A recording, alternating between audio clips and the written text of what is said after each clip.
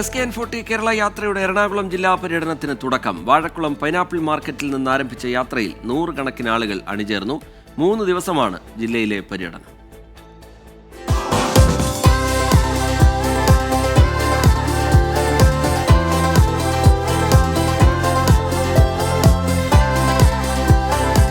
വാഴക്കുളത്തെ pineapple കർഷകർ കേരള യാത്രയ്ക്കൊപ്പം ചേർന്നു. വാഴക്കുളത്തിന്റെ ചിഹ്നം ഇതാണോ? അതെ അതെ. ഇവിടുന്ന് ഒരു എത്രായിരം കോടിയുടെ പൈനാപ്പിൾ കയറ്റുമതി ചെയ്യുന്നുണ്ടാവും. 2000 കോടി രൂപയുടെ പൈനാപ്പിൾ ഒരു വർഷം കേരളത്തിൽ നിന്ന് പുറത്തേക്ക് പോകുന്നുണ്ട്. പൈനാപ്പിളാണ് ലഹരി.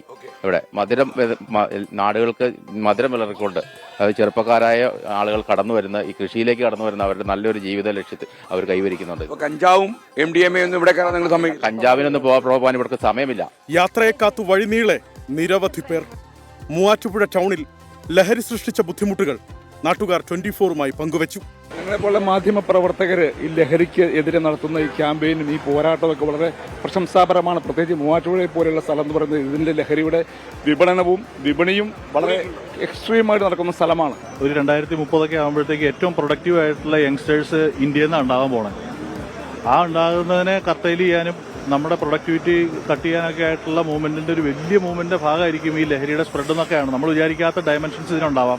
മൂവാറ്റുപുഴയിൽ സംഗീത സംവിധായകൻ ശരത്തും യാത്രയ്ക്ക് ആശംസകൾ നേരാനെത്തി.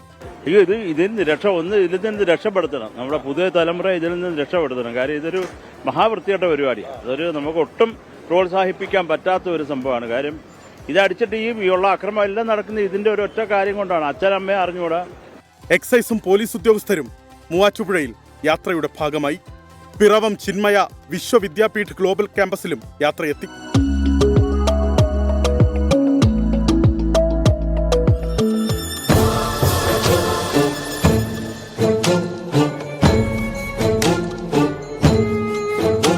കേരളത്തിൽ അതിവേഗം പടരുന്ന സിന്തറ്റിക് ലഹരി പദാർത്ഥങ്ങൾ ആളുകളുടെ സ്വഭാവം മാറ്റിമറിക്കുന്നു.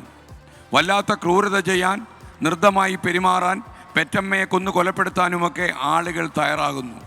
ലഹരി വ്യാപനം സർവശക്തിയും എടുത്ത് തടയുമെന്നും ഞാൻ പ്രതിജ്ഞ ചെയ്യുന്നു. വൈകുന്നേരം മരടിൽ പൊതുസമ്മേളനം നടക്കും. 24 കൊച്ചി.